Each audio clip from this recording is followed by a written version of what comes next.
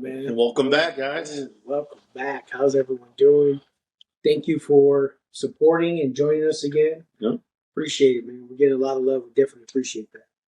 Thank you for joining us again on this journey in this episode. We hope you guys are enjoying so far. So thank you guys for coming back. For us, it's a rainy day. Yeah. All right. So there's lots of thunder and lightning, lots of rain.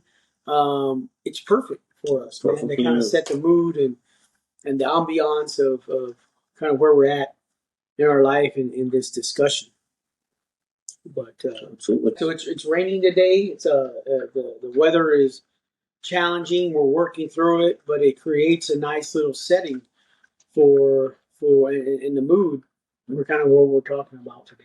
Absolutely. So we discussed kind of what our agenda is this on this episode. We're really going to be talking about who we are briefly, kind of what brought us to this point, and then we're gonna interview each other basically, and so people kind of learn a little bit about who we are individually. Some people know who we are, but if you're new to this podcast, you may not know a whole lot about us. So we're gonna try to clarify some of that for you today. Yeah, absolutely. Again, we'll try to be a little bit more vulnerable as well with some of our responses, some of our questioning once we dive into that part of the section this afternoon. But yeah, again, you'll get to learn a lot more about us if you haven't already had a conversation with us of these kinds of topics before. But you'll learn the reasoning behind our last 30, the reasoning behind Higher Ed Homies, and kind of why we wanted to develop something like this, not just for ourselves, but to keep going and keep helping the other folks around us and keep helping the generations that are coming behind us as well. So in 1 minute, who are you? Who are me? Again, Cesar Quesada here. Who are me? Who are me? Who am I? I'm talking. Say again. English is my second language. Okay. My English. English no bueno. English no bueno. Who are me? Cesar Quesada, 27 years old. Been in the U.S. for almost 20, 21 years of that part of my life. Undocumented, now documented, thankfully. So I've been able to have some successful careers in the last few years. So graduated from A&M Commerce with a bachelor's in psychology and criminal justice, and working on my master's in higher education at the University of North Texas. So been the first person in my family to graduate from high school, first person in my family to go to college, and now first person to hopefully graduate with a master's as well. And we'll see what comes next. We'll see if a doctorate's in the future or not. But definitely making my family proud by coming here and getting into that education. Been in higher ed for the last 6-7 years. Been all over Texas and Omaha. So been done a few different positions at a few different jobs that have landed me here in Texas again. No, that's definitely appreciated, and I would argue that your family has to be and are in fact super proud of you, because you think about the challenges of being new to any country, learning the language, learning the culture, all of the navigating that has to happen, and then to earn a degree, to earn a high school diploma is really impressive. To earn a college degree, entrepreneurship, to own your own business or whatever you have going on, it speaks to the beauty of what is the American dream. So I love that about you, man. I definitely appreciate it and your work ethic. And so as a follow up, who are me? Who are me? Who are me? You are Army. I was in the Army. So my name is Fred Fuentes. Dr. Fred Fuentes, which is kind of an honor. I'm not gonna lie. It's a humble honor. But I'm from Corpus Christi, and went to live my life there in Corpus Christi. And at a certain age, my parents moved out to the country, and I went to school at a little place called Banquetti High School. Had a really great time there, and joined the military from there, and that's really where I grew. Not. I knew you were going to say something. I was thinking about it. Oh, I was thinking about it. yeah. I've not grown since about the sixth grade, but that's a whole topic. My mind grew in the Army. Quickly learned, man, you learn some beautiful life lessons in the military. Number one, you can't quit. Under no circumstance can you quit. Oh, but it's hard, it's difficult, but that hill is big. Navigate the hill, adapt and overcome. Figure it out. And that's how I've lived my life. That's how I talk to the young men and women that I've had the privilege of mentoring. That's how I navigate challenges. Spent some time in the military, got out, went back to Corpus Christi, started working on my education. Had an opportunity to work for the federal government again in various countries. I've traveled to 13 different countries, maybe more. I gotta check that list, see kind of where I'm at on that list. And most of the states in the United States. And for me, the travel component is important because I grew up having never left the west side of Corpus Christi. And then we moved out to the country and really hadn't done a whole lot outside of there. So basically, had a very small understanding of what the world was. You know, I thought Spanish music was Tejano music. I hadn't heard any other form of Spanish music other than Tejano. I hadn't heard very much English music outside of country, and of course R&B, and this new thing, which was rap. Rap was coming to be when I was a young man, and anyway, so all these beautiful components, and I like to say that if you've grown up as I have grown up, you have a different understanding of diversity in the world. And anyway, so I came out to North Texas, Northeast Texas, A&M Commerce as well is where we met, and where we kind of have called home, and most of our friends and colleagues, and that's kind of where we're at. At the end of the day, we started talking, we started having lunch, and we started talking about the various issues and concerns and the opportunities and all the successes. And we quickly realized that we had so much in common, and we wanted to continue to pursue those opportunities. And this is kind of where we're at now. We created the Higher Ed Homies as an opportunity for us to empower other individuals who were working in one industry, and that's higher education, K through 12, K through 16, and talk about those issues. And now our newest component of this little branch is the podcast, our last 30. And so we created the idea and the concept and invited guests, and we're working on so many different pieces. But it was asked, you know, some of our colleagues said, how about a little bit about you guys? What about give us an idea of the questions you're going to ask? Talk to each other, and I've already commented, like, we really like your style, and we like the way you guys get along. You know, how you compliment each other. Interactions. Yeah, those interactions, and give us an episode where you guys are talking. And so that's what today is. Today is that opportunity, and so we have our questions that we talked about, and really just kind of wanted to use this episode to do that. I'm an old guy, so I'm going to put my glasses on. So the concept of the podcast, and if you're listening for the first time, you might still be like, "Wait, help me understand our last 30." Well, our last 30 is a specific reference to our last 30 days. It's a scenario. It's can you envision being provided with a diagnosis or words from a medical professional that you have 30 days to live? What would you do? Would you live life any different? What does that look like for you? And so,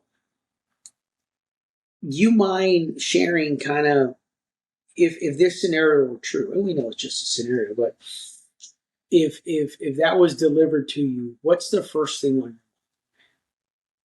you're given 30 days to live? What thoughts are going through your head? Can you kind of talk those thoughts out? Oh man, yeah.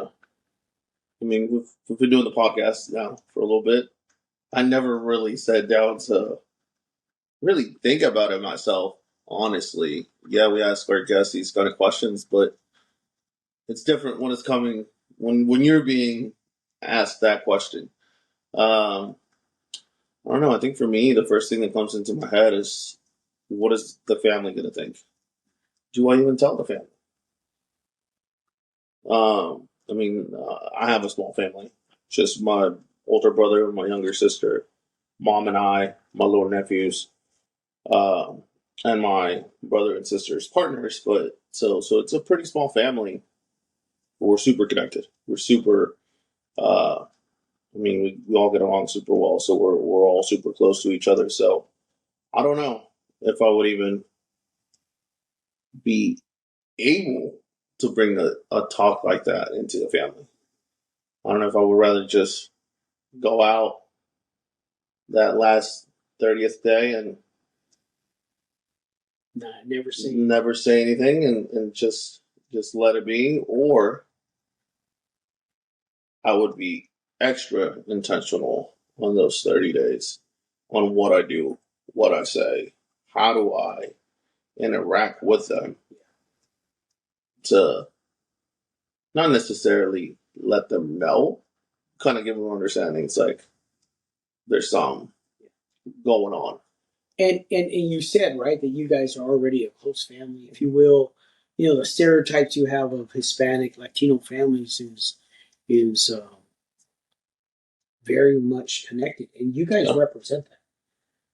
Like a lot of families that I know, I would argue the lucky ones, because it cannot be true for all. Yeah. But for the most of the families that I know, um, it's everything. It's more important than the individual. So And that's not true for other cultures. That's not true in other communities.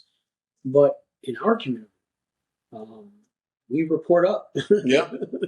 and out Mm-hmm. to each other. And if someone in your family asks for help, everyone shows up That's to gonna help. be there. Yeah. Whether it's physical labor or financial, Mm-hmm. love, prayer, and in your family, maybe early on they probably wouldn't pick up that something was going on because you're already connected. Versus maybe someone who's listening who doesn't have a good connection, and then they start being intentional about Yeah, yeah. I think for a culture, that's definitely one of the things that does come up pretty often. It's like whatever the youngest kid is doing, what a middle, older person, whatever older child is doing, is always to bring that, I guess, honor, I guess, back to the family and be able to to grow the family in and itself, not necessarily just making a better life for each other, trying to set an example for the rest of us. I mean, being the first in my family to graduate from high school, now I want to leave that example for my nephews and nieces. I don't have kids yet, so at least that's what I'm looking forward to, leaving that example for them to know that yeah, maybe my dad didn't do it. Why? He has his own reasons. You're not going to question it. He's successful in what he's doing, but it is possible to do it. Why? Because I see my uncle did it. I saw my grandma, my sister did it. She was right behind me. So being that intentional, I think that's what our culture, most of our culture has, wanting to leave that example for others. it. And I would argue that when you think about American culture, traditional American culture is also very much aligned with what you now know as this new community, if you will, depending on where you live. Mm-hmm. It might be a new community to you, the Hispanic population, Yep. where family is everything. And I would argue that a traditional American family, the culture of Americans is time is all about family. It was all about family. And in a lot of communities, that's still true. Mm-hmm. Perhaps some have moved away from that, but I like to think the families that I know, they still hold on to that truth.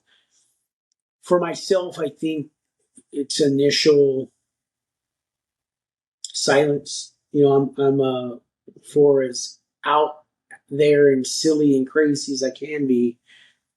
When you think about that, it gives you that moment to really think, to process, and you and I are very intentional with our actions and our words, and I think that's what would give me pause. I'd want to figure out, how do I share, if at all, and that's the reality. And I think that for a lot of men, that's the truth for us. I think that we may have some difficulty with that.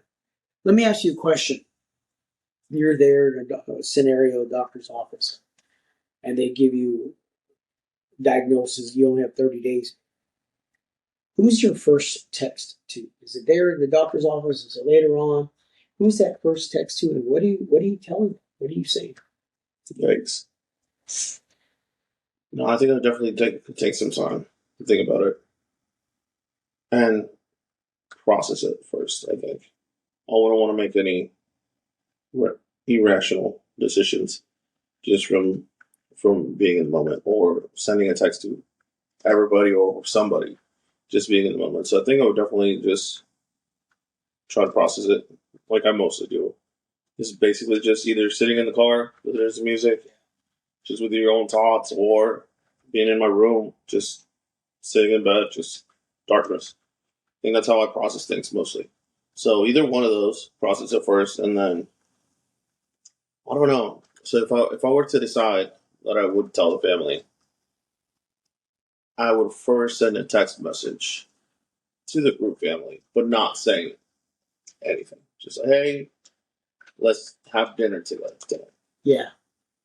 Let's all get together tonight, because that's honestly that's how we do things with the family, and we all know sometimes whenever somebody calls in a family dinner out of nowhere, it's either something good or something bad. So we're already aware of that. So whenever my brother had his first kid, we were all out and about. He's like, hey, let's have dinner tonight. We're like, oh gosh, what's going on? Like you don't know what to expect, bro. You have to accept the invite. You're like, second, okay, I'll be there's there. concern. Exactly. Which And if you can't do it tonight, all right, bet. Well, I'm not gonna say nothing. We'll do it tomorrow. We'll get together. So you get there, you have dinner. You're like, all right, so like, suelta la sopa. Yeah. Like, come on. I wanna know what this was all about. And I was like, so whatever the case may be, Then we whatever can it goes. enjoy the meal. Exactly. Yeah.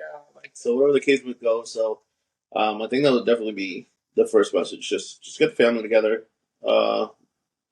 Again, break bread. I think that's one of the big things that we do. Just enjoy that moment first, and then.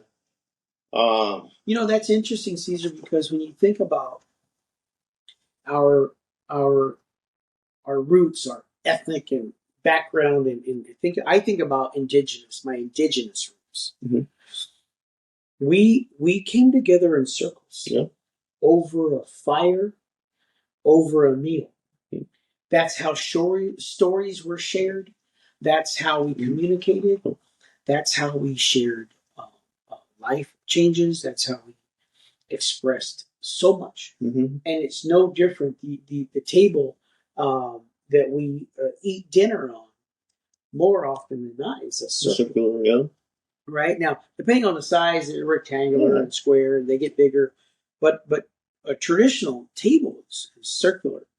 A campfire is circular. Like, all these things force you to stare at each other and communicate. And if there's one thing I'd like to challenge you, if you're listening today, find some time to have lunch and dinner with someone, communicate, look into their eyes, and share some good news with them. Put those devices away. Put the devices away. Turn them off. Put them on Do Not Disturb. And just have a genuine conversation. I think that's one of the things that we miss from having this technology nowadays. That we don't have this genuine, course, right? Like, you could look anything up. We were the other day. They said, "What do you call somebody looked at? Oh, this is what it's called. So convenient." But you're right. It takes away from the moment the authenticity. Can you imagine if you and I right now, one of us was on the phone, it, it wouldn't work. If you're listening right now and you're on your phone trying to multitask or do something else, it's why we have the rewind button. But in life, we don't. We don't. You miss a moment with your children, or your spouse, or your friend, or your colleague, and you miss the moment, and that's the reality. Yeah. I think that for me, my first text is to my spouse. I've had a spouse for almost 30 years, and above my wife, of course, we have this contractual obligation. We signed this document. We signed a paper, and we have this agreement, and it's a legal document. All this stuff. But the truth of the matter is, more than anything, she's my friend, and I would text my friend, the person that I trust the most, and I would also try not to alarm her, but let her know the intentionality of tonight's dinner, today's conversation. I think we're talking about intentionality, right? I think we're talking about authenticity. Yeah. You said something earlier. You talked about honor, and I think about manhood, parenthood, brotherhood, and what is that without the word honor, without respect? And so that I think that's going to be a continuous theme on things that we talk about. Would you need to apologize to anyone? Is there an apology that needs to go out there? If you have 30 days to live. Absolutely. I think we all, in my opinion, obviously, I think we all. We're imperfect. Yeah. We don't, regardless if you think you are or not, I think we've all done things without knowing or knowing, intentionally or unintentionally, that could have hurt others, that could have hurt somebody's feelings. Maybe you didn't mean it that way. Maybe you didn't intend it to hurt somebody else's feelings. Maybe you didn't intend them to take it the wrong way or say it the wrong way, or the way you said it at the moment that you said it. It could have been taken out of context. But yeah, I think honestly, I've never been a perfect son, never been a perfect brother. So I think again, starting with the family would be the biggest part of it. Just we all make mistakes. We're all human. We gotta own up to it at one point or another. So I think definitely family. The apology is it's a humbling experience. Oh, it is. For you to apologize to someone, you have to acknowledge that you were wrong, that you are imperfect, that your actions were detrimental or negative, had a negative effect on someone. And it also shows maturity and respect. Yeah. If you can apologize to someone. Sometimes our ego gets in the way of that. I think definitely we start thinking too much about it. Our ego's like, no, I don't need to apologize because I didn't mean it that way or because of that. Well, it don't matter if you meant it that way. If they're hurt, that's all that matters. And people in our lives, it could be that people owe us apologies. Yeah. That's not our concern. Our concern is the apologies that we owe to others, and I just it kind of it puts a little rattle in my voice, man, to think I owe some people some apologies, and this is my last 30 days. I don't want to leave and not address that. And have any regrets. Yeah. Especially knowing you got 30 days. Why would you want to live with regrets those last 30 days? It's enjoy them. Positive, good stuff. Yeah, man. Prepare for the afterlife. Might be next, yeah. What do you think happens when you die? What's your opinion? Man, It's complicated. I mean, we don't listen. That's a whole show. that's a whole episode in itself. No, honestly, for me, I believe in angels. I believe that once we go up there, uh, we will continue to look out for our families. Yeah. I think for me, I got two big angels up there, my grandma and my dad. That honestly, they kept me in line, even when I think I'm not gonna make it through something or whatever. I just know that they're always out there looking for us, looking out for us, and not just me again, for the whole family, and wanting us to be successful and the best that we can be. So I think that's where, or at least I would hope to go and be like that one day, to continue to have that mentality of like, yeah, he's not here physically, but he's here. I think that that's such a great point. When people, not in my culture, they ask me, "Can you talk a little bit about Dia de los Muertos, Day of the Dead?" And Mm-hmm. so, do you guys believe in that your ancestors are here with you? Like, okay, let me explain. One, we don't fear death. That part of this, the acknowledgement, the ceremony is we are facing death. We know that it's part of the other side of life. It's the only thing we got. That's all. That's it. Very few things guaranteed It's the only thing we got upon guaranteed. birth. And if you're American, number one is taxes. You will pay taxes. I would argue some heartache in that life is guaranteed, and then at the end, it's death. Yeah. But for Day of the Dead and this and various understandings of that, it's acknowledging that death is again part of this process. But we get to say our ancestors' names. Um, if you never met my mom, if you spend any time with me, you get an idea of what she was like and what she was about. And the same with your father. And the reason why is because we honor them by saying their name. And that's what we believe. We think that they are here in spirit. When you talked about having angels, that's the same concept. You have people who were here physically and now send their energy somehow to protect you, to guide you, to tell you, like, mijo, don't do that. Or things you'll never know. You don't know if that tree could have fallen on you or that car could have passed in front of you. You think about daily.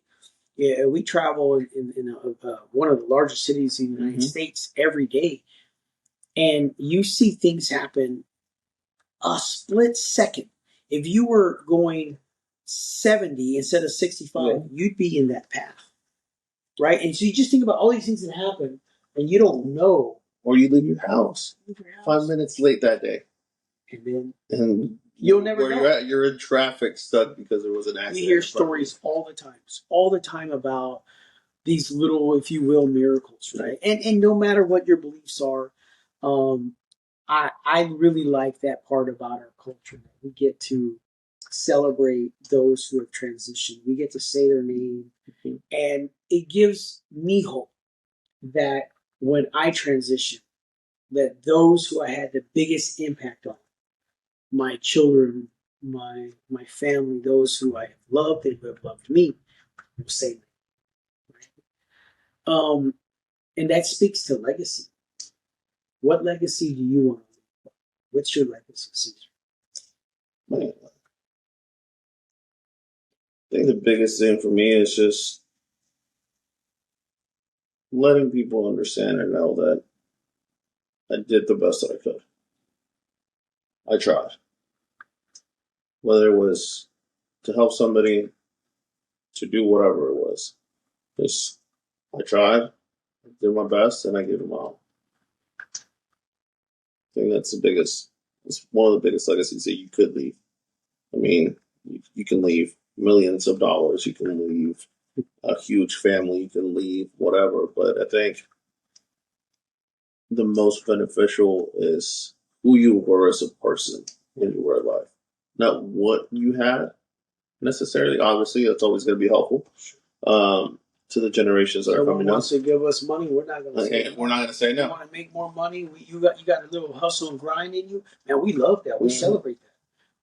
But we also recognize that component important and brings you some joy, but it won't bring you the joy. It won't bring you that level. It's love. Yeah, It's there was an intention of why you created that extra hustle, why you worked extra hard. So what's that intention? Who do you love? Exactly. Who are you doing it for? Who, what is that point that you want to leave? Yeah, I worked hard. Yeah, I busted my butt working 40, 60, 80 hours. Yeah, because if you were going to leave we it don't here, do stuff for ourselves. absolutely not. So man, we do it for those who love, man. It's a beautiful thing. Good night. I think about the legacy I want to leave. And I think I've left it. I think that I loved my family the best that I could. I protected them. I built structures, homes, and safety measures, and everything so that my family was comfortable, safe, had the opportunity to advance. But ultimately, if you sit there and say, that dude loved his kids, he loved his,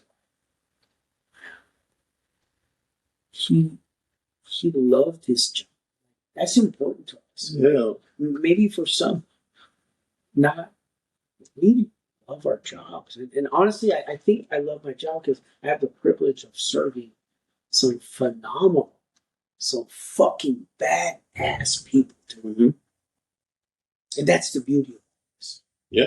I think it's sometimes detrimental to us that we love our jobs too. 100%. There's a other side of that. There's always another side, but yeah, honestly, with those statements that you just made, I think those are bigger impact and a bigger legacy than he left them $1 million, but he was never at home. Oh, he left them 10 houses and a dozen cars, but he didn't spend time with them. That could be you today, man. You could be listening today, and you're in the middle of this hustle and grind, and you're trying to leave all the wealth. And I think often quoted Bruce Lee talked about when you finally have access to wealth, to money, to something. He said, "Don't leave that for your children. Don't work harder so you could give them more toys and equipment and stuff. Teach them the lessons that were taught you. Teach them how to be empowered. Teach them all the things." And I did. I'm taking what he said and rephrasing it. I have the quote in my office, but the point of his quote was, "Don't give them things. Give them words. Empower them. Teach them to do it themselves." And we go back to when we measure success, it's because we didn't. Parents didn't give anything like that. They didn't have wealth. But my God, man, the work ethic that we have as a result, it's a beautiful thing. Yeah, the lessons learned. I think that's the biggest part of it too. Like I said, yeah, you could. For us, as long as we had food, clothes, and a roof over our heads, that's what mattered. If you're listening in, man, and that hit a spot, if you could, I mean, I'd love to hear some comments, man. You can make some comments on what's more important to you. Yeah, maybe leaving money is important. I mean, and that's not a knock on you. I mean, there are some guys out here, the Elon Musks of the world, the Jeff Bezos of the world, that are gonna leave billions of dollars. That'll be their legacy. Beautiful, man. Like, I get it, but was it ever at the detriment of the love of your children or your spouse or yourself? So, what about this? Let me lighten it up a little bit. We're getting a little. I ain't trying to get emotional. The rain's gonna get a little bit gloomy up in here. It's raining. I told you I was raining outside. been having some storms lately. I was reading that more than 75% of people, when they're given that last bit of few months to live, in our case, our concept, our scenario is 30 days, about 75% pick the same thing as travel. So we listen, in this world, we love to travel. Like everyone I talk to, I went here, and I went to Vegas, and I went to Dubai, and I went to da da da da da. I traveled all the stuff. I went to Vietnam, on vacation. Just beautiful, beautiful travel experiences. Given 30 days, what would you do? Where would you travel to? What does that look like for you? Ooh, man. Honestly, I don't know, travel anywhere. You wouldn't travel. No.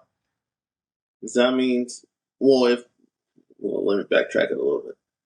If we were today and had 30 days with the status that I have, I would not travel anywhere.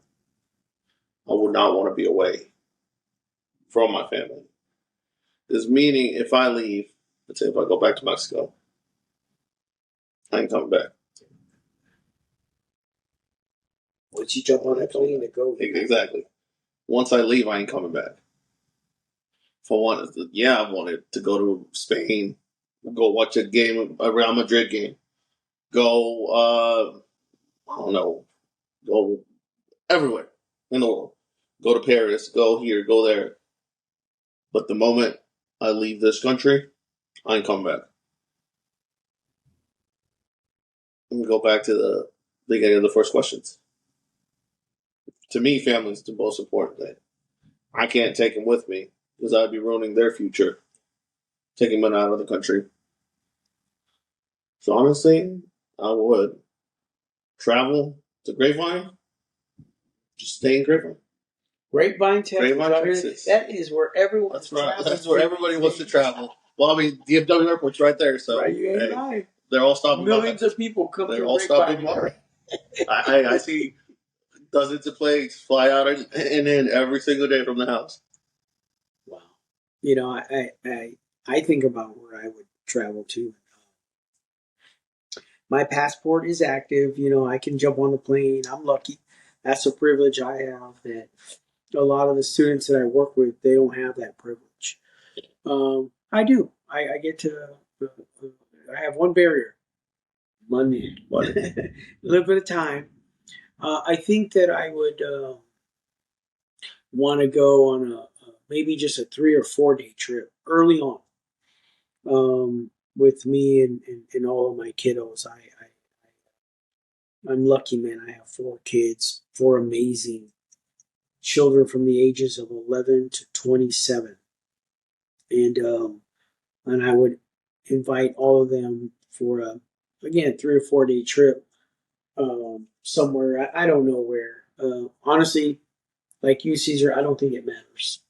I don't. It doesn't matter if we're in Iceland, Japan, Colombia, Uganda.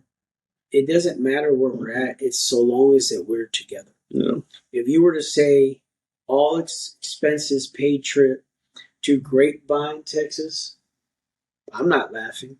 I'm not. I don't. I mean, it's where the experiences that you live. All of that, man. I think that speaks to again our legacy that we want to leave. That we are working hard to leave. I want time with my family.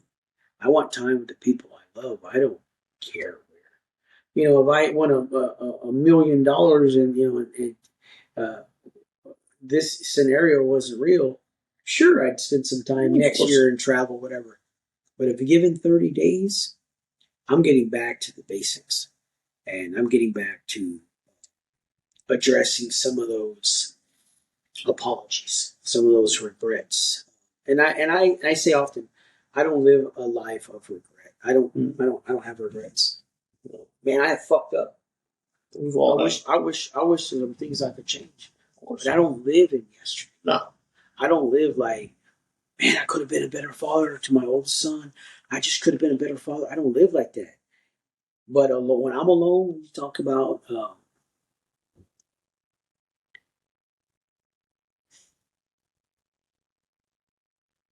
when I get those moments, like, fuck, I wish I could have been a better dad. But you can't change it. We've got to work in the future and continue to be That's it. better than what we did yesterday. That's it. They're like, okay, 23, 24. I was a young dad. You know, it's just military, bro. Like you're dealing with all that shit, and then maybe I just yell too much that I can't. You know, And there's never a class on how to be a good dad. There's not a course that you can take. There's not a degree that you can go out there and take to be a good dad. It's something that you got to learn. Whether it's a good or bad, you're gonna learn. You're gonna learn with life. You're gonna regret some things, but as long as you continue to learn and move on from those mistakes, I think that's what being a dad is. Again, I haven't been lucky enough to have any kids of my own yet, but I think that's my understanding. Just being able to, yeah, okay, yeah, I messed up when you were a kid. Yeah, I messed up when you were a child. What can I do to make it up now that you're older? What can we do to continue moving forward that relationship, to continue having that bond? you know that's the thing, right? Like you can hear like I still struggle with it, but Yeah, of course. but but I don't live there, man. Mm-hmm. I don't sit there and be like I don't beat myself up. Exactly. That's what I'm trying to say. Like I moved past that.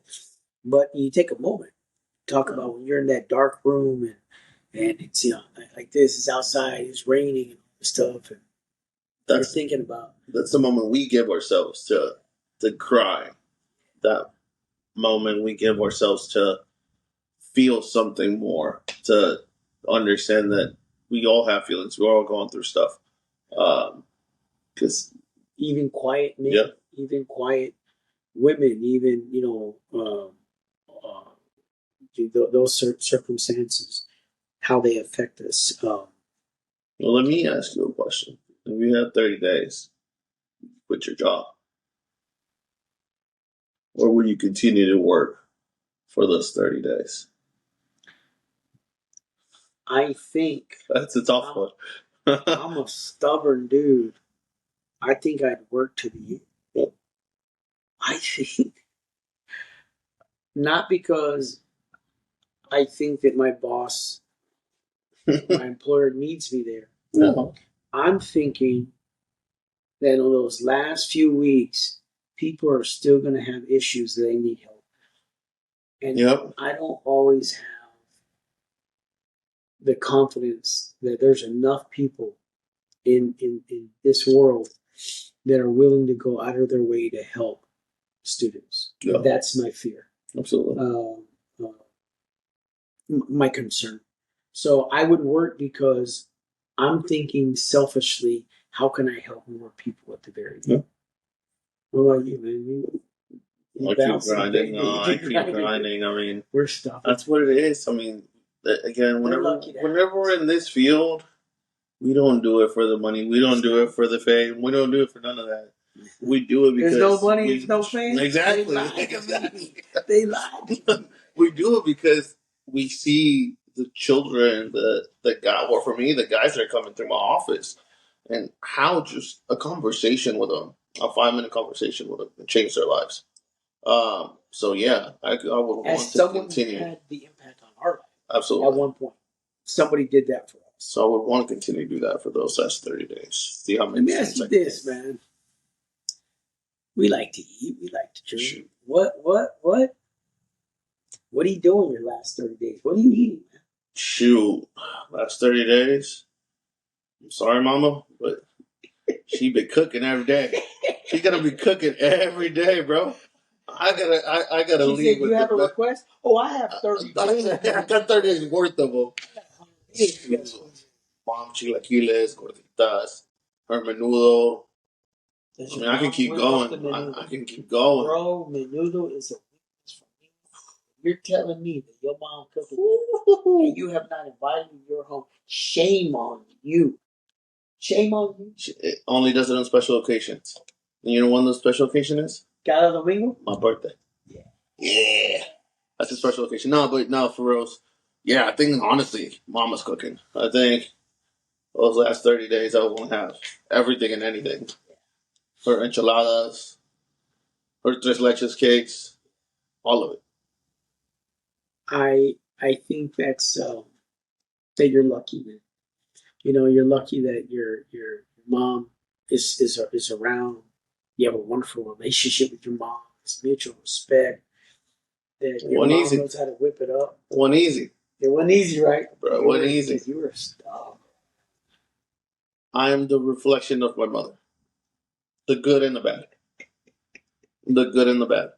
That's why So y'all love each other so much. yeah, You are one. we had some rough years. We really did. But again, you need to ask for forgiveness. She was seeing her in you. Yeah. She said, "You are me." The Oh, male version and ginormous. honestly, I think I got a little bit of both. I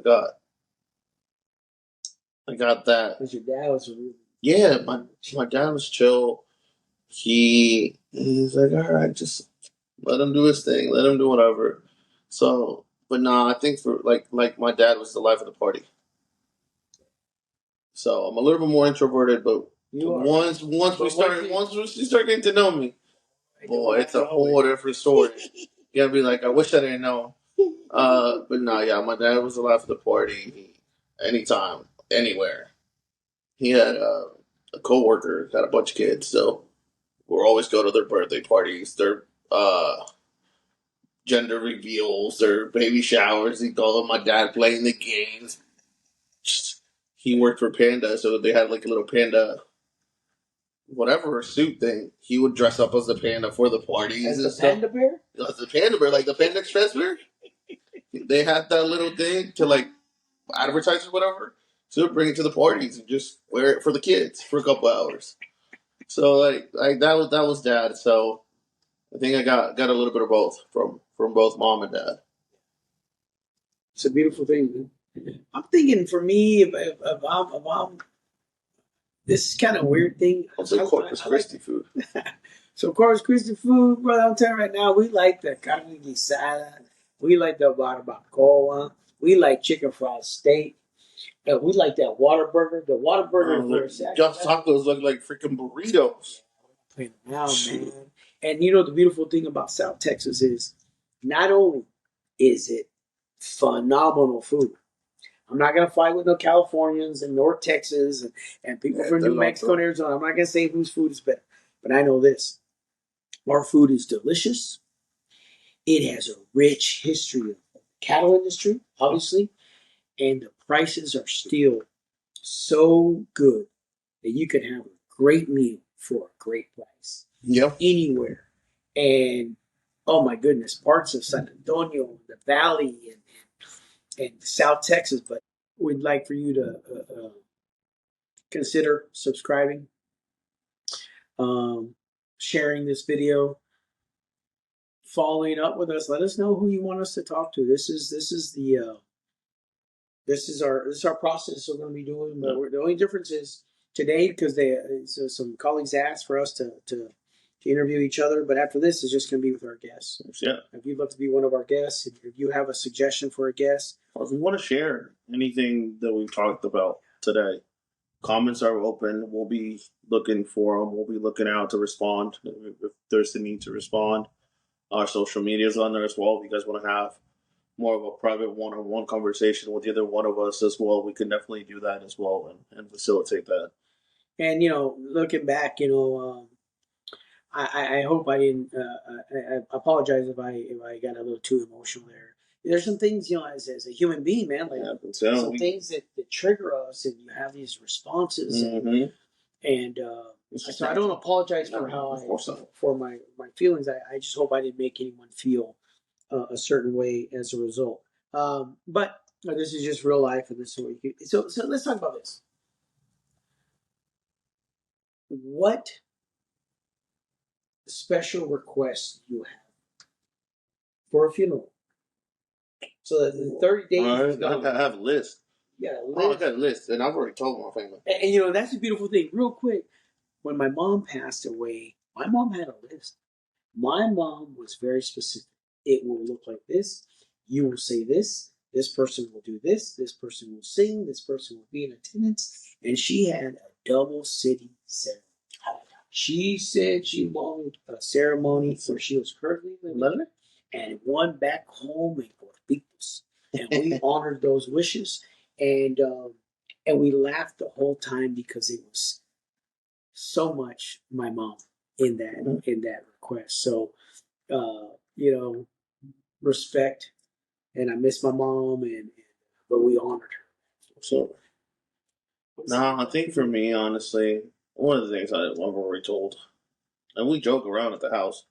I tell my mom and my sister and my brother, it's like, I don't want you to cry. Don't cry for me. Don't cry. I want you guys to go make a freaking carne asada. Make it a party. This ain't no, oh, I'm crying because he's gone. Make it a celebration of him.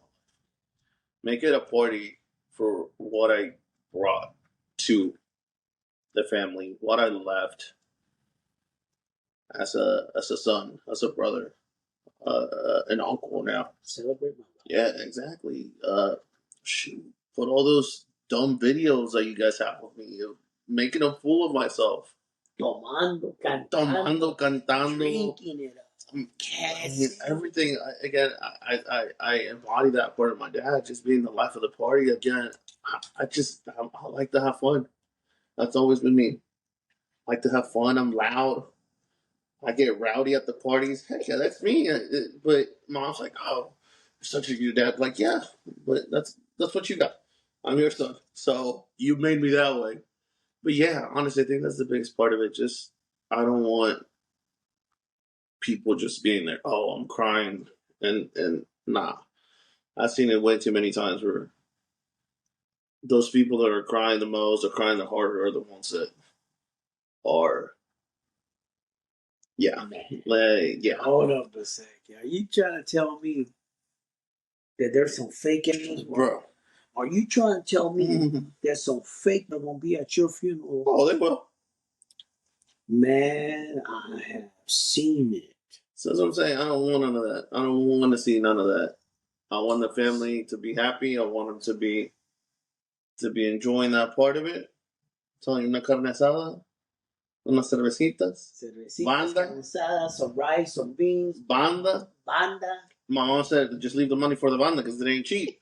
But we'll make it happen. I will honor you with I got you, but just leave the money. Put that $2,000-$3,000 aside because you having a banda. And I'm getting buried in my America shirt. You already know. Captain America? Ooh. I won't bring that Captain America. You already know my Club America shirt. That's what I'm getting buried on. What are you getting buried in, man? Do you have a request on what you look like? I'm going down in a suit, homie. I'm going down in a suit. Bro, if you can, put on my freaking whole soccer uniform on. Put my cleats on, put everything. I gotta play soccer up there too. Shoot. Put a ball in the casket. Yes. I'll put my gloves on. I'm a goalkeeper. Put those on, and we good, man. Yeah, no, I think that's for me. It's just being that, and I want to get cremated. You want to? I think that's a big thing too. I don't want to just be, I guess, forgotten in one place forever. Solo. Yeah, it feels like. And the beautiful thing about cremation, because increasingly people are considering that option. Yeah. Your family gets to take you home. Yeah. What song are they playing for you? Banda. They're playing all Banda, bro. I didn't listen to Banda until this guy right here. I just couldn't get with it, man. I could not get down with the Banda now, bro. I'll be listening to that. I'm not saying a lot, but I listen to it. That Cristiano Ronaldo concert. It was a whole different story. We had a good time. We did have a good time, but yeah. Is there a song that stands out?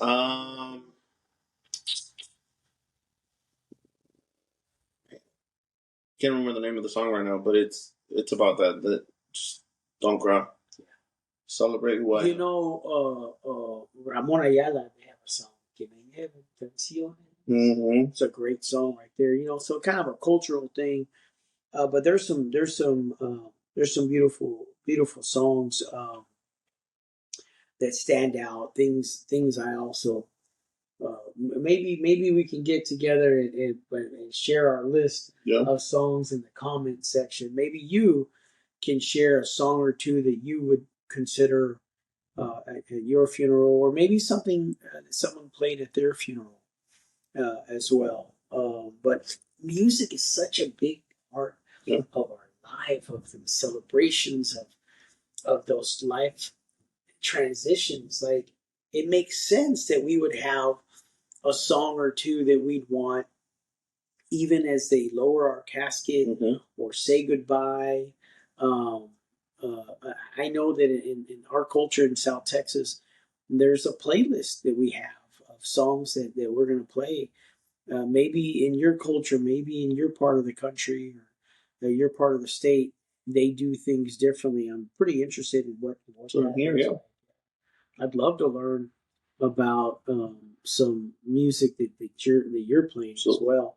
Um, there's some songs. I listen to a lot of 1980s country, and because it's kind of a reflection of when I was growing up, when I was a young man in South Texas. There's some really great artists, some really great songs, and I'd definitely be picking a couple songs from that era as well. Some George Straits, White Yoakams, and Garth Brooks, um, but also I'd be playing some Jelly Roll. You already know Jelly Roll. He keeps calling you Jelly Bean. Beat him up, Jelly Roll. We're trying to get you on this podcast to interview you. I'd love to hear your perspective, man. But I'd be playing your song of my funeral for sure. You know what I mean? Now, because I'm an old man, I got to grab my glasses and see what question I have next. next. You know, so one last question. Looking back,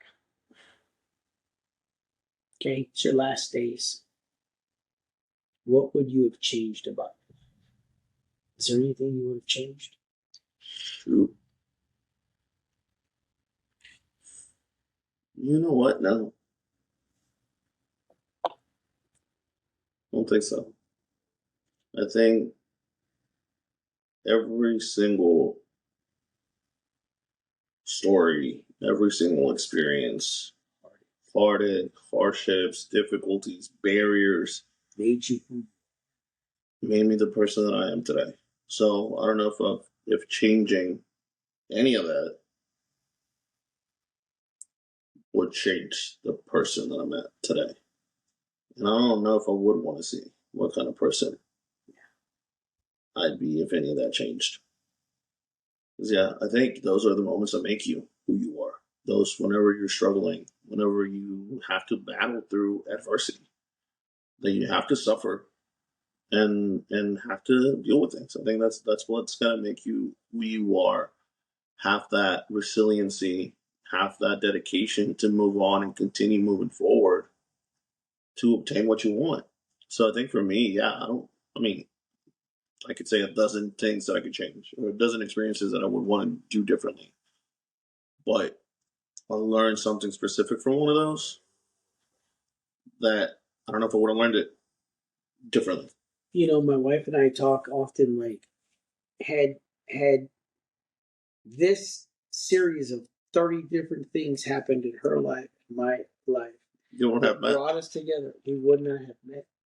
And if we would not have met, these children and this home and these experiences and the memories and the heartache and the challenges and the beauty and everything would have never happened. And so I embrace what you say as well. I live my life for today and tomorrow. Absolutely. I don't live in yesterday. Mm-hmm. I love the memories. Yeah. Oh my goodness, I love the life I have lived.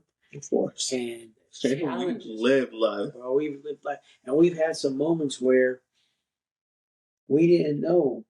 I didn't know if I was going to make it to the next day, and Mm-hmm. and I think of a lot of friends and family members that we wonder, like, how are we still here? Who has shown favor to us that we're still here? And why? We have a mission. If you're still here, it's because they want you to continue to do well by your family, by way of yourself, by your community. There's a reason we're here. You know, here's the good news. This is just a scenario. So we don't have 30 days. Maybe we die today, tomorrow, in a year. Maybe we die in 40 years. Yeah. What can you do now, after taking some time to process and think about all this stuff? What can you do now to impact your life from today on? To go back to a little bit of what we were talking about earlier, I think intentionality, and just being intentional on how we do things, how we move around things, how we maneuver through the situations. I think just being intentional, what you say, what do you do, how do you say it, what do you do things, because you don't know how it might affect somebody else. So being mindful of all of that, I think that's how you move, or that's how I move forward. Just trying to amend things as we go, and try to not replicate the same mistakes or the same things that we've gone through before. Maybe that's true for you as well, right? We don't know how much more time we have here. I don't even know who's on the other side of this and what their circumstances. I don't know if you're dealing with an ailment, a mental health issue, struggling with finances. I don't know, but I know this. We get to see tomorrow. So, and even if we don't get to see tomorrow, we got to see today. And make it the best, man. Be the best. Treat people with respect and kindness. As I told Caesar, here's the good news. We're not given a sentence of 30 days. We may live for a while, or we may be gone tomorrow. And I'm going to challenge you. I'm going to challenge you. I'm going to challenge myself. If there's an email, a text, a call, if there's an apology that I need to send, that I need to address, if there's some issues I need to address, do it today. Just knock it out today, and I think you're going to be better for it. You know, this wraps up this episode. You're going to see a whole lot more of us. You're going to see us engage with our guests. Would love to. I mean, we're pretty excited about reading the comments and getting some knowledge and going on from there, hearing your feedback. We thrive off the positivity. Looking forward to hearing that. Looking forward to hearing your suggestions on guests that you can connect us to. And we'll provide that opportunity for you to connect with us. And again, just thank you. Thank you for your time and for allowing us to be vulnerable, and for yourself being vulnerable as well. Hey, thank you for Welcome, man. We're on to something here that's gonna, I think, gonna help. Absolutely. Gonna help, particularly men. Thank you so much. All right, we'll see you next time.